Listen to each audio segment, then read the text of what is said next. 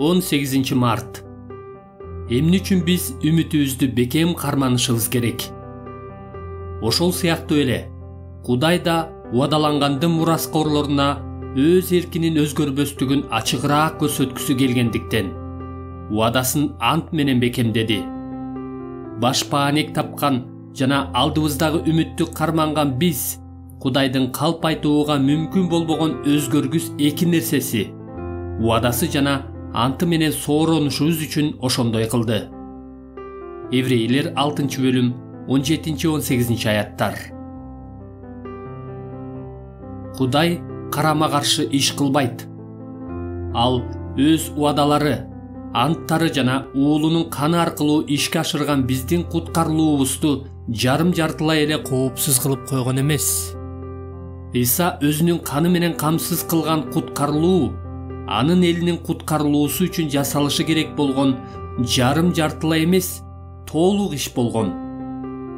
Ошондуктан бизде анда эмне үчүн бул каттын автору бизди үмүтүбүздү бекем карманганга үндөп жатат деген суроо жаралбай койбойт.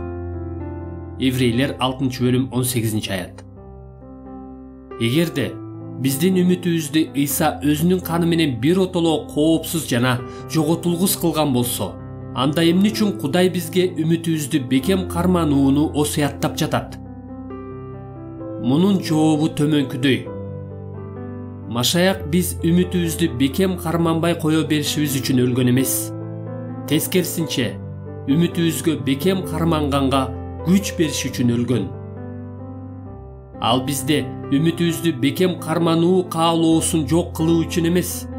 Тескерисинче, үмүтүбүздү бекем кармана алгыдай кылып, биздин эркибизди өзгөртүү үчүн, бизге каалоо берүү үчүн өзүнүн каны менен баа төлөгөн. Ал үмүтүбүздү бекем кармануу керек деген осуятты жокко чыгаруу үчүн эмес. Тескерисинче, ошол осуятты аягына чейин сакташыбыз үчүн өзүнүн каны менен баа төлөгөн. Ал бизге эми мындай акыл насаат айтылбаш үчүн эмес, ушундай акыл насаатты аткарып, жеңишке жетишибиз үчүн өзүнүн каны менен баа төлөгөн. Павыл Филиппиялыктар 3-бөлүм 12 аятта эмне кылган болсо, биз да дал ошондой кылышыбыз үчүн Машаяк өз өмүрүн берген. Мен мунун баарына жеттим же жеткилең болдум дебейм, бирок Машаяк Иса мага жеткен сыяктуу мен да жетүүгө аракет кылам. Күнөөкөргө Машаяк берген күчтүн жардамы менен гана кыла алган нерсени жаса деп айтуу акылсыздык эмес.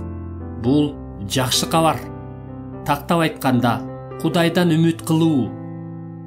Ошондуктан мен сизге чын жүрөгүмдөн өз акыл насаатымды айтайын. Машаяк сизди эмне максат менен өзүнүкү кылып алган болсо, сиз да ошол максатты ишке ашырыш үчүн анын сиздин ичиңиздеги кудуреттүү күчүнүн жардамы менен ал берген үмүттү бекем карманыңыз.